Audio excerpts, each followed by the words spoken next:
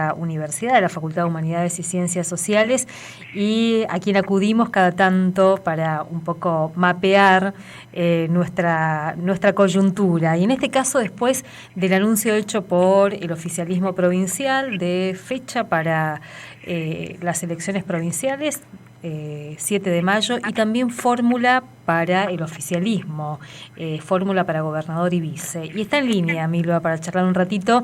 Milva, muy buenas tardes, ¿cómo estás? Alicia Rivas te saluda.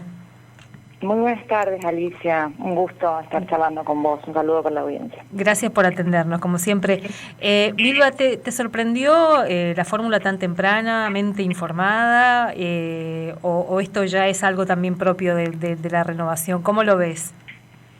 Mira, en realidad no fue tal la sorpresa porque ya veníamos viendo, digamos, la centralidad de las figuras dentro del escenario, tanto de Hugo Pasalacqua, como quizás un poco más en este último tiempo de la figura de Lucas Romero Spinelli. Uh-huh. Estaba muchísimo más cantado, por así decirlo, la presencia de Pasalacqua en la fórmula, más allá de que la renovación ha tenido en las últimas oportunidades la práctica de nominar como candidato a quien ocupa el cargo de vicegobernador. Esto no fue así, si bien en algún momento se especuló con que podría llegar a ser la figura de Carlos Arce, pero bueno, el oficialismo se ha ocupado de dejar en claro que la figura de Arce va a ser quien encabece la nominación para la renovación de los senadores nacionales que vamos a tener, que le va a tocar a Misiones en este turno electoral.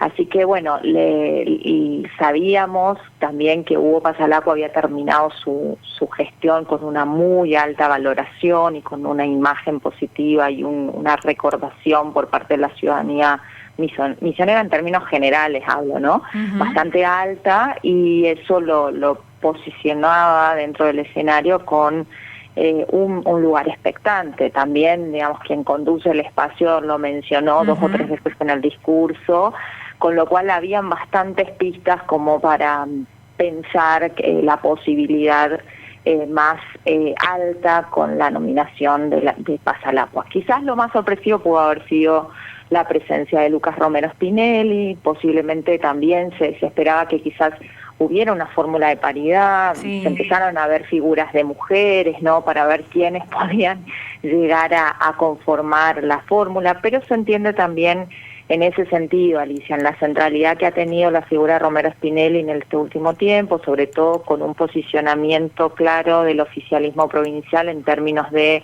economía del conocimiento, provincia startup y toda esta serie de cuestiones que están hoy en lo discursivo y en algunas acciones políticas dentro de lo que es el oficialismo uh-huh. provincial. En relación a la paridad que decías, eso también un poco es lo primero que llamaba la atención, ¿no?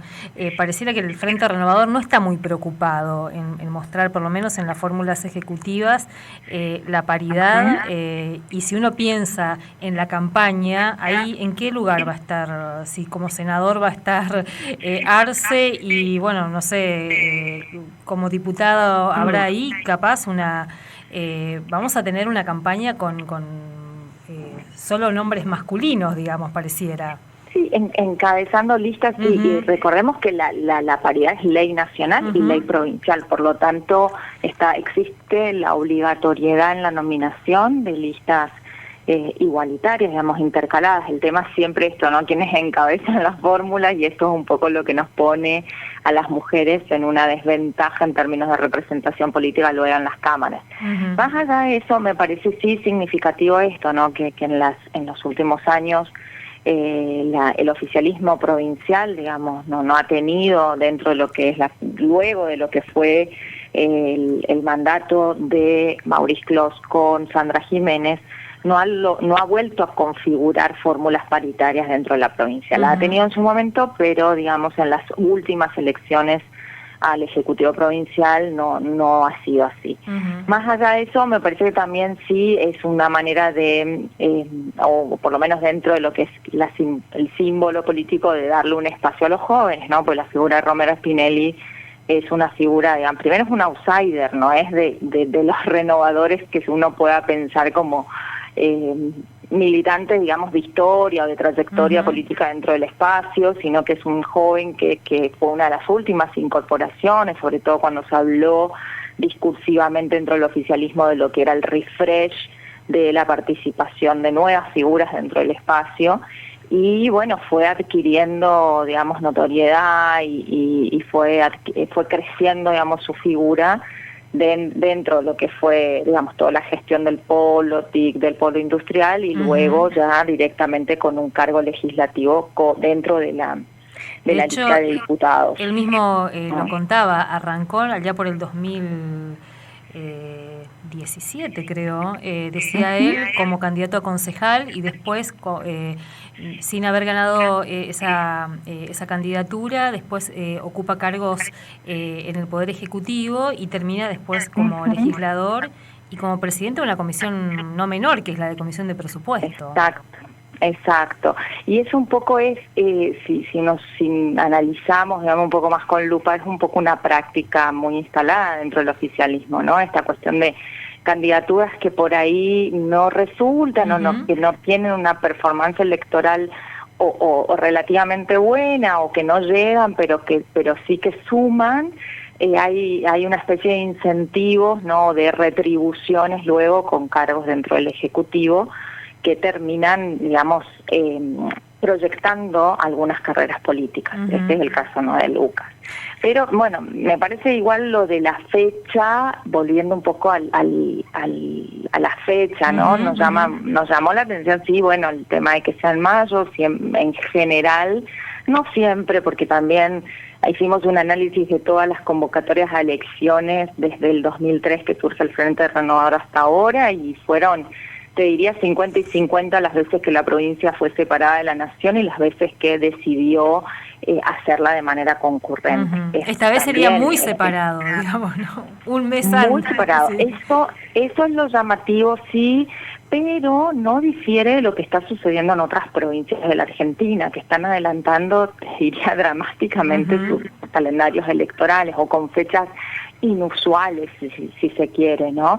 Eso es lo que estamos viendo, y tiene que ver también con esto de... entonces la que inaugure el calendario electoral del año que viene. No, van a haber otras provincias que van a tener previas elecciones, pero bueno, todas van a empezar a anunciar ahora, porque tienen en las cuales sí se puede hacer, porque recordemos que hay provincias que por legislación electoral tienen que hacerlo en forma concurrente con la nación, ¿no? Hay algunas provincias que lo tienen establecido, con lo cual los gobernadores no tienen esa competencia para elegir cuándo establecer la fecha. Misiones sí tienes la legislación electoral de Misiones establece que el gobernador es el que decide, siempre que cumplan los 90 días de antelación a la convocatoria, así que por eso mismo hicieron el anuncio, cumpliendo un poco los plazos, y también nominando su fórmula, ¿no? Que como bien sabemos también, como dentro digamos, de las prácticas, tiene que ver con analizar la coyuntura, analizar el escenario, y sabemos que hay una situación muy difícil en términos inflacionarios que generan mucho malestar y mucho mal humor social,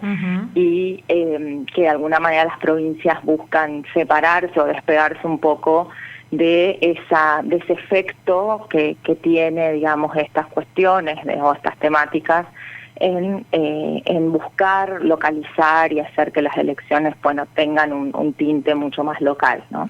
Pensaba que, bueno, la provincia, a diferencia a nivel nacional, el oficialismo pareciera estar muy tranquilo, digamos, o sea, y justamente por eso esta diferenciación. ¿Cómo ves vos la oposición acá en Misiones? Y este escenario.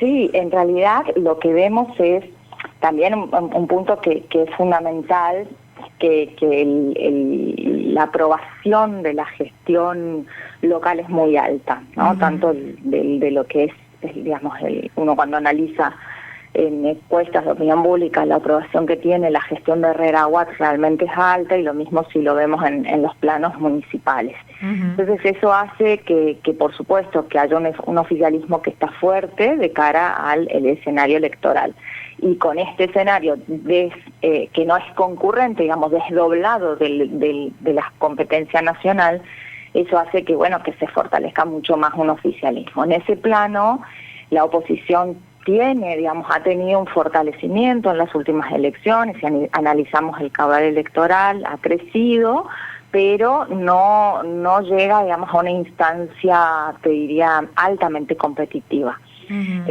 Estamos en escenarios así en el que tampoco tenemos hoy claramente definida la oferta electoral de parte de la oposición, con lo cual ya sabemos quiénes son los candidatos por parte del oficialismo. Así que una vez que también se resuelva esta cuestión de la oferta electoral por parte de la oposición, bueno, va a ser más claro empezar a medir cuáles son las preferencias dentro del electorado misionero, ¿no? Hoy lo que vemos es un escenario con una tendencia inclinada, hacia lo que es el oficialismo provincial. Milva, ¿y cómo analizaron ustedes el rol que le designaron al actual gobernador, ¿no? Jefe de campaña. Uno pensaba, un gobernador que está en plena gestión en un año que suponemos va a ser complejo también, pero con la tarea de tener que ocuparse de la campaña electoral, digamos. Bueno, es un voto de confianza y me parece que también tiene que ver con eso, con darle un lugar también bastante clave y bastante central a una figura que tiene un peso dentro del oficialismo provincial, ¿no? Y dentro de la opinión pública, dentro de las valoraciones y las percepciones de la ciudadanía misionera. Así que me parece que es también en este sistema de incentivos o de motivaciones que maneja el oficialismo provincial, es una manera también de valorar la figura de Herrera Watt dentro del esquema, ¿no? Dándole un rol bastante importante o protagónico en lo que son las decisiones estratégicas que tiene el frente de cara a las elecciones. Un punto que no me parece menor, y sí es parte de cómo vamos a pensar en los escenarios electorales en la provincia, tiene que ver con el alineamiento o no que va a definir el Frente Renovador en la competencia nacional, ¿no?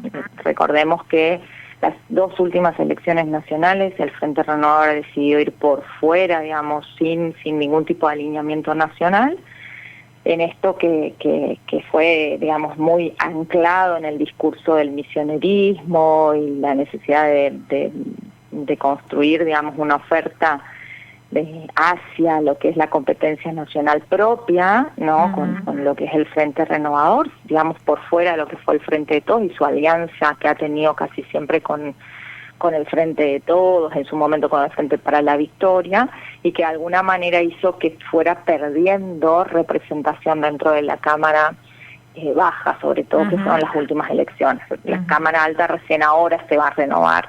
Así que me parece que ese va a ser un punto muy importante dentro del escenario que va a definir también, y por lo menos por las señales que estamos viendo, me parece que va a haber algún tipo de alineamiento con un frente, a nivel nacional, en la medida en que Sergio Massa pueda llegar a tener un rol protagónico dentro del escenario nacional, ¿no? Porque esas son las señales, por lo menos, que estamos viendo. Totalmente.